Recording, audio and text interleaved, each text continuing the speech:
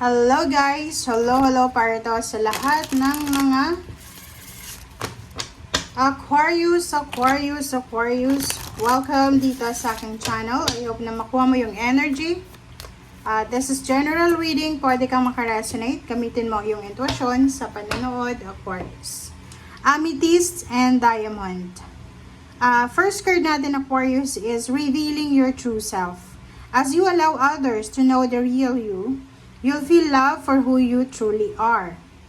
Diamond, value your self-worth. You are God's precious gem. Okay, so Aquarius, sinasabi ng barahan na kailangan mong ipakita kung ano yung totoo sa'yo. Okay? Kailangan mong hayaan yung mga tao na makita yung totoong ikaw. Like for example, iwasan natin yung people pleasing. Ako, guilty ako sa people pleasing na yan.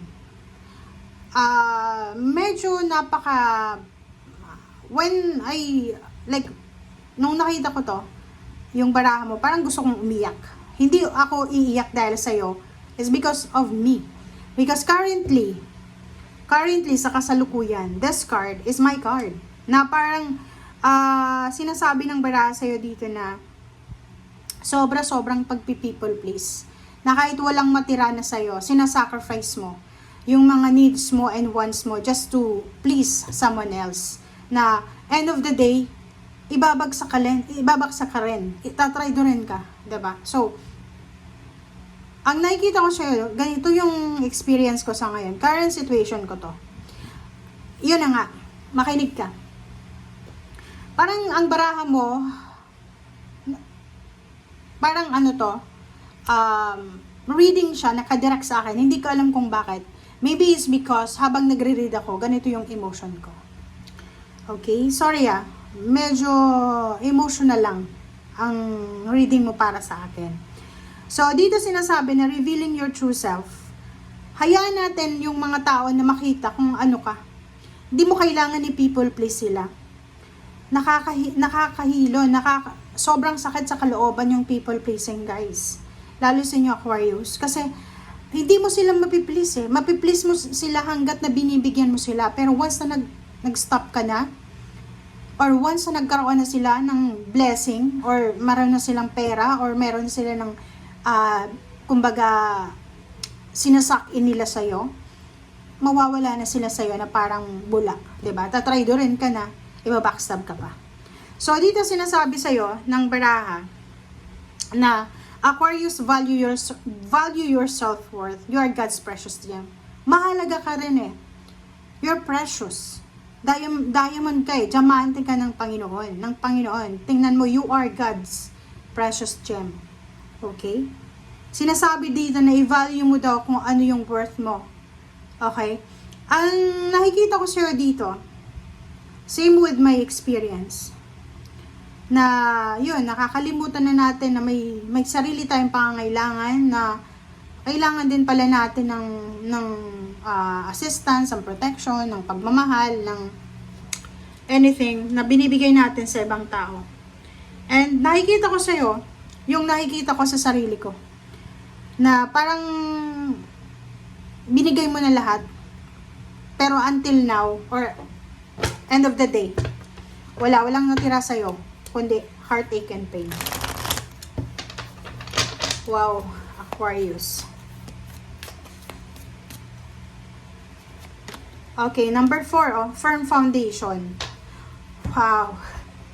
Sorry guys Sobrang apektado ako dito sa reading nyo na to. Hindi ko alam kung bakit. Firm foundation. Number 4, this is stability and balance. Sinasabi ng baraha sa'yo, Aquarius, na you need to be strong. You need to be courageous. You need to be motivated, determined. You need to be driven. Okay lang kung mag-isa ka. Like sa family, diba? Yung parang binigay mo lahat. Walang natira sa'yo sa pamilya. Hindi ka naman breadwinner, or hindi ka naman kasi pwedeng bunso ka, or lahat ng mga kapatid mo may mga asawa na, but ikaw yung nag-shoulder ng mga obligations nila. From your parents until your apo or mga pamangkin. But End of the day, ang nakuha mo, rejection, backstabbing, pagtatraidor. Ito yung sabi sa'yo ng baraha. You need to be strong. You need to be courageous. Just lift everything to God. Kasi lahat ng nangyari dito sa mundo, lahat ng nangyayari sa atin, alam niya ng Panginoon eh. Walang coincidence. Walang like sasabihin ng tao na swerte or malas. No. Ang lahat ng nangyayari sa atin may rason. So this, kung ano man tong nangyari sa'yo, oras na siguro para ma-realize mo. Maybe recurring to eh, pabalik-balik. Ganito, trinidor ka na dati, pinatawad mo. Trinidor ka ulit, pinatawad mo. Until now, ganyan pa rin. Maybe, hindi mo naiintindihan o hindi ka natututo sa mga ganyan na klase na sitwasyon. So, oras na para matuto. Magpakatatag ka, kahit sabihin mong mag-isa ka lang. Kasi, wala ka nang may people please sa kanila eh. Kasi pag wala ka nang maibigay sa kanila, aalis na sila eh. Iiwan ka na nila. So, mag-isa ka na lang. So, you need to be strong. You need to be courageous. And doon ka lang sa tao na alam mo na kahit wala kang maibigay, mamahalin at kumbaga, ipagtatanggol ka. Hindi ka chichismis or hindi ka ibabackstab or tatry to rin. Okay? Napaka-importante yung baraha mo dito na nagsasabi na maging stable and secured ka. Kasi pag stable and secured ka na kahit mag-isa ka lang, walang sino man ang pwedeng makasakit sa'yo. Okay? And okay lang, 'di ba? Alam mo sa personal kong experience, okay lang traidorin ka, tapakan ng pagkatao mo, saktan ka. As long as you have God, 'di ba? As long as you have God, 'yun yung pinaka-importante. Yun yung motto ko or maybe mantra in life na kahit lahat ng tao sa paligid ko, kasuklaman ako, iwanan ako, basta andyan si God para i-protect ako, okay lang. Yun. Okay, so Ace of Pentacles and Six of Cups.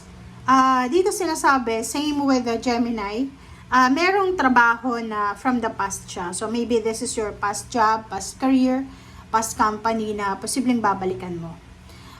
Meron din itong inutang sa'yo, like may nangutang sa'yo na posibleng magbabayad na sila or maybe inheritance. Okay, so dito naman sinasabi ng baraha na siguro sa ngayon, marami kang pinagdadaanan na 8 of Swords. Yung 8 of Swords is stagnation, backstabbing, 'di ba? Pagtatraidor. Lahat ng klaseng negative na andyan na sa 8 of Swords. Okay lang yan. Just let it go. Let it flow. Hayaan mo lang. Okay lang yan. Yung 6 of Wands dito sinasabi, huwag kang mag-alala. Kasi end of the day, walang masama sa taong mabuti. Walang masama sa taong tumutulong. Kahit na, di ba, pag tumulong tayo, wala naman tayong, kumbaga, hinihinging kapalit. Okay? Ang hinihingi lang natin is respeto, 'di ba? Parang ganoon. But in your case, sinasabi ng baraha sa'yo na ayos lang kasi yung lahat ng paghihirap, lahat ng mga iniyak mo luha na ibinigay nila sa'yo sa ngayon ay ibabalik yan ng universe. You are victorious. 6 of Wands, babalik ka sa lugar na yon, sa lugar na kung saan ka nasaktan. Okay? Doon sa lugar na umiyak ka, babalik ka na masaya, victorious, happy, and successful. Mark my word. 'Di ba? Kita mo? Lump sum of money. Huge amount of money.